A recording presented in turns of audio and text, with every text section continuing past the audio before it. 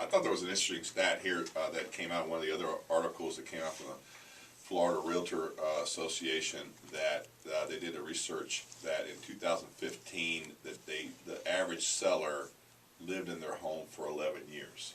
Right. Now back in before 2008, the average seller was about 6 years. So now it's moved out to 11 years. People are staying longer. Well, and I think we've talked about this before, in that you had obviously a couple year period where people didn't have equity, so they stayed put when they normally would move. So that, I think that's contributing to it too. And Right. we're starting to see a recovery of that. I mean, most people that we spoke to that bought, we're not quite back to peak, at least everywhere. There's some markets that are back to peak numbers. I mean, you drive around South Tampa and we're seeing peak type sales, but there's people that don't have as much equity, so they almost are forced to stay.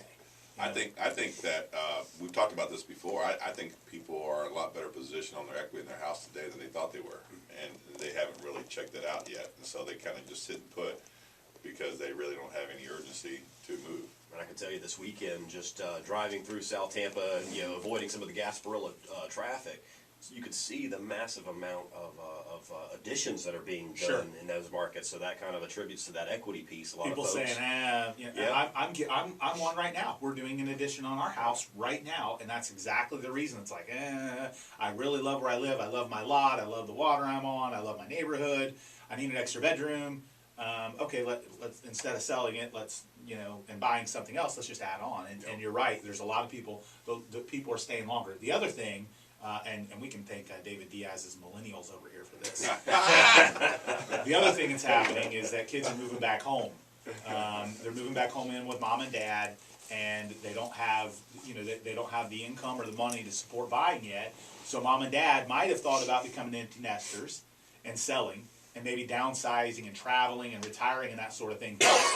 And I'm not blaming just millennials. In all honesty, a lot of this is pre-25. This is pre-millennials here, so I'm just busting his chops a little bit. But the kids are moving back home, so then mom and dad can't really sell and move because now they got to help the kid out.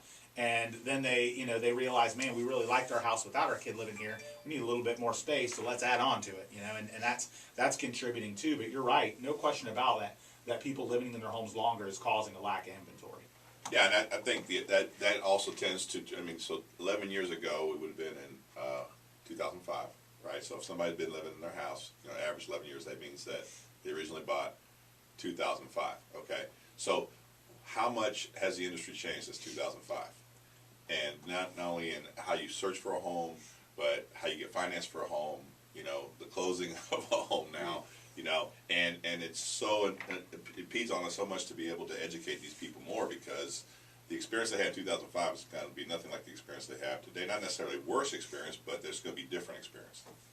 And I'll tell you, I think that it'll be interesting to see how the year plays out with, the interest rates and economic factors and more development, new construction. There was an article from Susan Taylor Martin with the Tampa Bay Times. There's one she didn't call me on last week. She called me on 3. I got in like 3 articles in 3 days.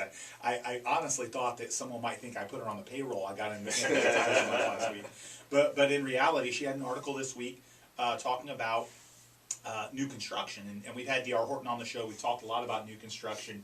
And in South Tampa, you have a lot of, new construction, kind of one-off, homes, build on our lot kind of things. That's happening a lot, and it's driving prices up to where it becomes unaffordable in South Tampa in some parts, and people are looking for alternative neighborhoods. And I talked about some of the neighborhoods that I thought which were going to be hot, which is some areas around USF, the Heights areas, and then north of South Tampa, like West Tampa, from International Plaza over to downtown where Eulalia is. That pocket, I think, is ripe for appreciation, development, and just a lot of great things happening there. As an investor, personally, that's an area that I'm all over, that I want to buy more in. But Southern Hillsborough is booming with new construction. You get out into Riverview, Valrico, and Brandon, and people are starting to move out a little bit further. We get better infrastructure, more commercial development.